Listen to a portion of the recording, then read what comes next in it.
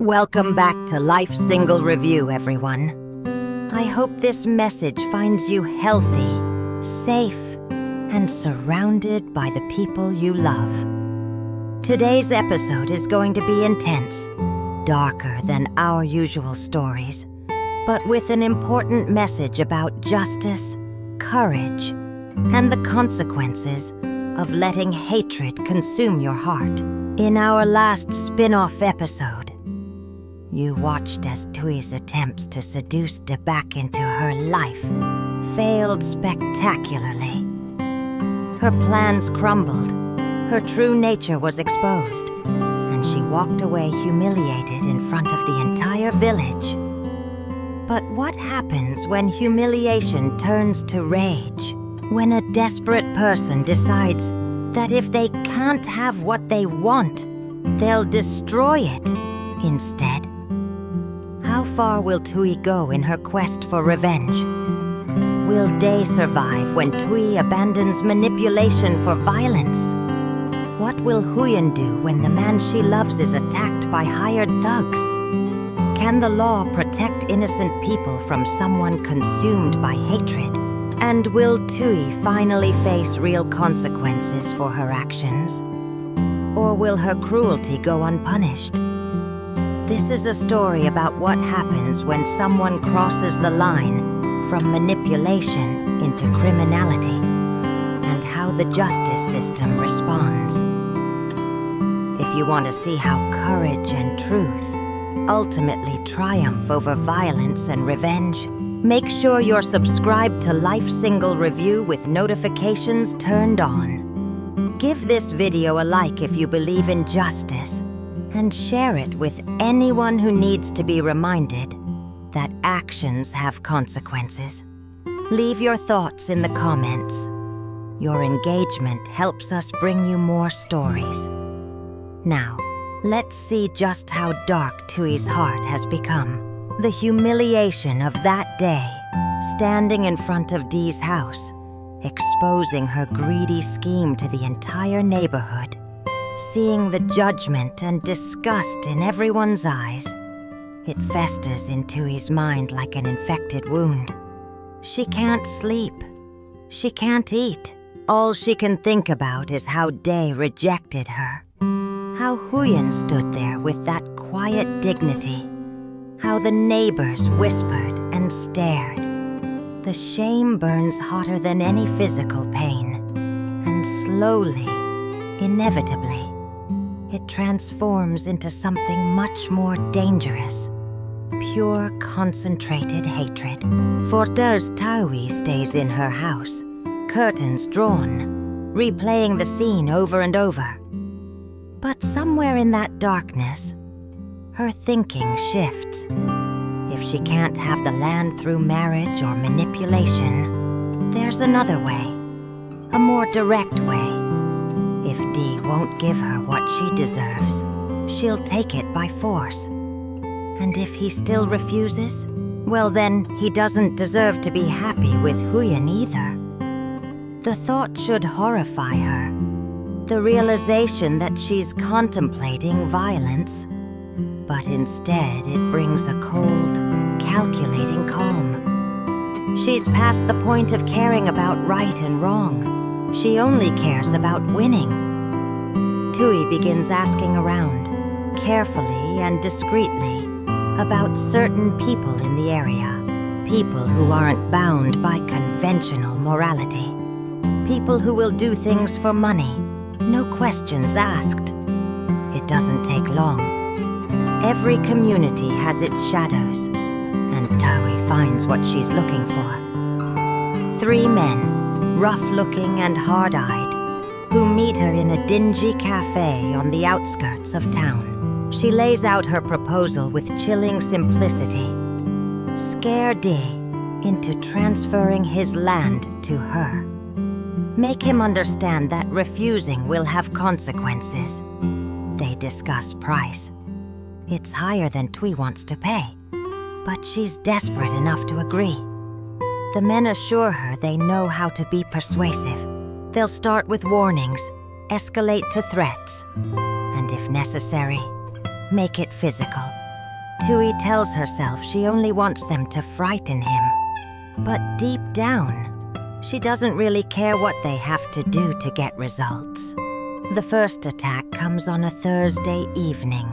Day is riding home from the ferry dock, the sun setting behind him, thinking about what Huyen might be cooking for dinner. He doesn't notice the motorbike following him until it's too late. Two men pull alongside, force him to stop on a quiet stretch of road. They're wearing masks, but their intentions are clear from the weapons they carry. A metal pipe, a knife. "We have a message for you," one of them says, his voice muffled but menacing. "Someone wants you to transfer your land to Thuy. Do it, or next time we won't be so friendly." Dee's heart is pounding, but he stands his ground. "I'm not transferring anything," he says, trying to keep his voice steady. "That land was legally awarded to me. If you have a problem with that, take it up with the court." The man with the pipe steps closer. "Wrong answer," he says simply, and swings. The pipe catches Dee on the shoulder, sending pain exploding through his arm. Another hit to his ribs. Day tries to defend himself, but he's outnumbered and they're prepared. After a few brutal moments that feel like hours, they step back. "This was just a warning," one says. "Next time will be worse. Think about your family. Think about what could happen to them."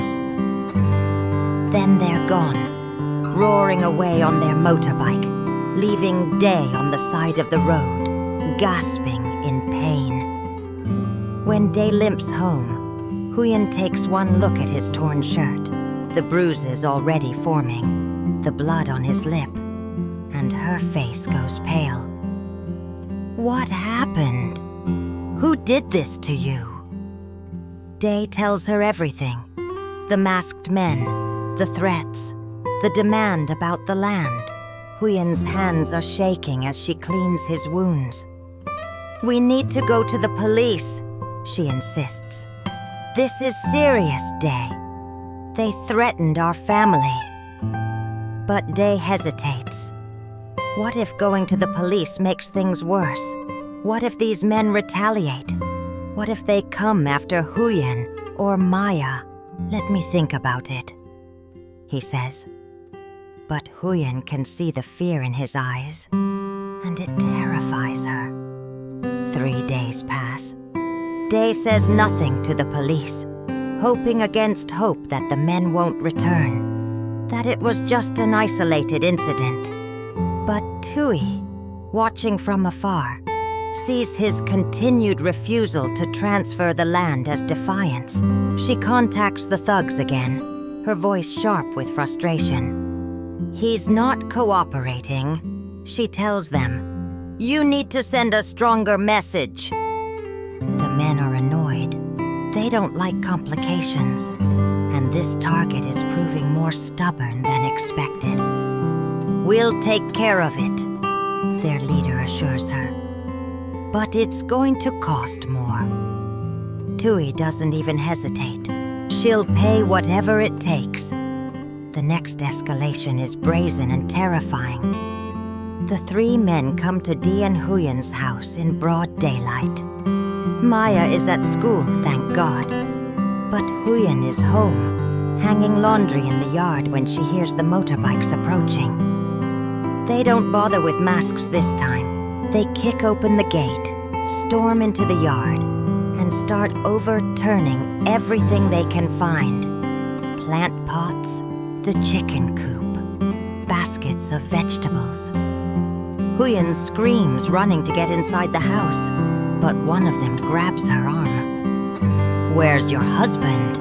he demands. Day comes running from the back of the house where he'd been repairing the roof. And when he sees these men with their hands on Huyen, something in him snaps. He charges at them with a hammer still in his hand, ready to fight despite being outnumbered. The confrontation is violent and chaotic. Day manages to land a few hits, but the men are ruthless. They beat him while Huyen screams for help. The noise brings neighbors running. Mr. Tam from next door, Mrs. Lan from across the path, several others. The sight of a crowd makes the thugs pause. They're not afraid, but they're not stupid either. The leader pulls out official-looking papers, forged transfer documents. "Sign these," he tells Day. "Or next time we come, your wife and daughter won't be so lucky." The neighbors are shouting now, telling the men to leave, threatening to call the police. Reluctantly, the thugs back off, but not before issuing one final warning. "You have 3 days. Sign the papers and bring them to the address we gave you, or we finish this our way." They roar off on their bikes, leaving chaos behind. Day is bleeding from his nose and mouth. Huyen is sobbing, and the neighbors are all talking at once, asking what's happening, who those men were. Mrs. Lan, the elderly woman who's lived in the village for 50 years, says firmly, "Day, you must go to the police now. This has gone too far. These are criminals." But Day still hesitates, and that hesitation nearly costs him his life. 2 days later, believing he has one more day before the deadline, Dee heads to work as usual. He's taking precautions now, varying his route, staying in populated areas. But the men have been watching, learning his patterns. They choose their moment perfectly, on a stretch of road that's busy enough for witnesses, but not so crowded that they can't execute their plan. As Day rides his motorbike home in the early evening, a car suddenly accelerates from behind. Day sees it in his mirror at the last second, tries to swerve, but there's nowhere to go. The car slams into him with brutal force. Everything happens in slow motion and too fast, all at once.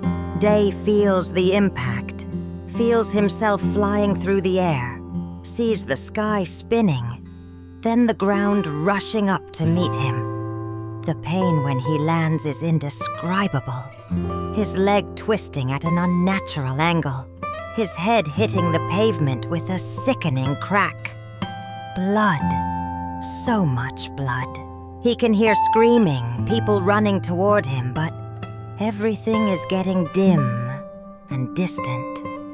The last thing he sees before consciousness fades is the car speeding away, and he thinks, with heartbreaking clarity, "I'm going to die, and I never got to marry Huyen." At home, Huyen is preparing dinner when her phone rings. An unfamiliar number, a stranger's voice, urgent and frightened. "Is this Dee's family? There's been an accident. You need to come to the hospital right away." The phone slips from Huyen's hand. For a moment she can't breathe, can't think, can't move. Then she's grabbing Maya, running to a neighbor's motorbike, begging for a ride to the hospital. The journey feels eternal. Maya is crying, asking what's wrong with Uncle Day. And Huyen can't answer because she doesn't know, because she's terrified of what she might find. The hospital corridor is bright with fluorescent lights that hurt Huyen's eyes. A doctor approaches, his face professionally calm but serious. Day has a severe concussion, fractured leg, broken ribs, extensive bruising and lacerations. He's stable now, but he was lucky. A few inches different, and the head injury could have been fatal. Huyen is allowed into the room where Delise, bandaged and pale, connected to machines that beep steadily, When he opens his eyes and sees her face, tears start rolling down his cheeks. "I'm sorry," he whispers. "I should have gone to the police after the first time. This is my fault." But Huyen is shaking her head, gripping his hand with fierce determination. "No," she says, her voice trembling but strong. "This is Thuy's fault. This is those criminals' fault. And it ends today." She leaves Maya with Day. Their daughter refuses to leave his side, curling up carefully in the hospital chair, and marches straight to the police station. The rage and fear she's been holding back pour out as she tells the officer everything. The first attack, the home invasion, the threats, and now this hit and run that nearly killed the man she loves. She demands justice. She demands protection. She demands that something be done. The police take her seriously. This isn't just intimidation anymore. This is attempted murder. They assign investigators immediately, promising to find who did this. And they're more efficient than Thuy anticipated. Within hours, they've pulled security camera footage from businesses along that road. The car is visible, and while the license plate is partially obscured, there's enough to identify the vehicle type and color. They cross-reference this with known criminals in the area, and names start to surface. The 3 men who've been terrorizing Dee aren't criminal masterminds. They're local thugs with records. The police know exactly where to find them. The raid happens at dawn. The 3 men are arrested at their homes before they even fully wake up. At the station, separated and facing serious charges: assault, extortion, attempted murder. Their solidarity crumbles quickly. The youngest one breaks first. He's scared, looking at potential decades in prison. And he starts talking.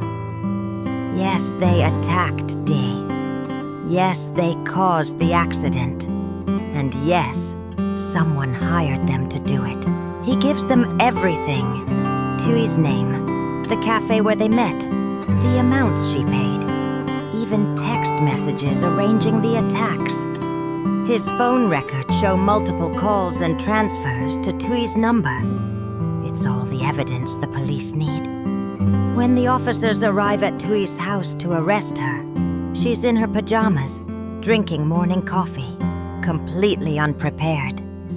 She denies everything at first. She doesn't know what they're talking about. She hasn't done anything wrong. This is all a misunderstanding. But when they show her the phone records, the witness statements, the money transfers from her account, her face goes white. She realizes with dawning horror that her hired thugs have betrayed her completely. They were supposed to just scare him, she protests, as if that makes it better. I never told them to actually hurt him that badly. But the law doesn't care about her intentions. The police charge her with conspiracy to commit assault, extortion, and attempted murder. Because she hired and paid the men who nearly killed Dee, she's as guilty as they are. Perhaps more so since she was the mastermind. They take her into custody, processing her like any other criminal, taking her photograph, her fingerprints, locking her in a cell. Thuy sits on the hard bench in that cell and finally understands what she's done. The land she wanted so desperately, the money she thought she deserved, none of it was worth this. She's destroyed her own life, not Dee's. Back at the hospital, the police inform Thuy and Huyen that arrests have been made. All 4 people involved, Thuy and the 3 thugs, are in custody. Huyen breaks down crying, but this time with relief. The nightmare is over. They're safe. Justice is being served. Day reaches up from his hospital bed to wipe her tears, wincing at the pain in his ribs, but smiling through it. "It's over," he says. "We can finally be at peace." Maya, who's been so brave through all of this, finally lets herself cry too, and the three of them hold each other in that hospital room. A family bound by love and strengthened by surviving something that tried to destroy them. 2 weeks later, Dee comes home from the hospital. He's still healing, walking with crutches, bandages still covering some of his wounds. But he's alive, and he's home. The village welcomes him back like a hero. Neighbors bringing food and offering help. Everyone united in their disgust at what Thuy did. The police investigation has revealed everything, and the community now knows the full extent of her cruelty. Thuy sits in jail awaiting trial, facing years of imprisonment. The thugs she hired have already been sentenced. Her family has disowned her, ashamed to be associated with someone capable of such violence. Meanwhile, Day and Huyen's relationship has only grown stronger. Having faced the worst together, violence, fear, near death, they know with absolute certainty that they can weather anything. Day proposes properly this time, right there in their modest living room, with Maya as their witness. Huyen says yes through happy tears, and they begin planning the simple, joyful wedding they always wanted. The land that Thuy was so desperate to steal remains legally Day's, and he and Huyen plan to build a better life on it, together. The lesson in all of this darkness is profound. Hatred destroys the person who carries it far more than it harms their target. Thuy's obsession with revenge didn't hurt Day and Huyen's love. It only imprisoned Thuy herself. She wanted to take everything from them, but instead lost everything herself. Her freedom, her reputation, her future. Meanwhile, Day and Huyen emerged from this trial with their integrity intact, their love proven unbreakable, and their faith in justice restored. Thank you for staying with us through this difficult but important story. What did you think of how it all unfolded? Were you surprised by how quickly justice was served? Do you think Thuy finally understands the consequences of her actions? Share your thoughts in the comments below. I'm always eager to hear your perspectives.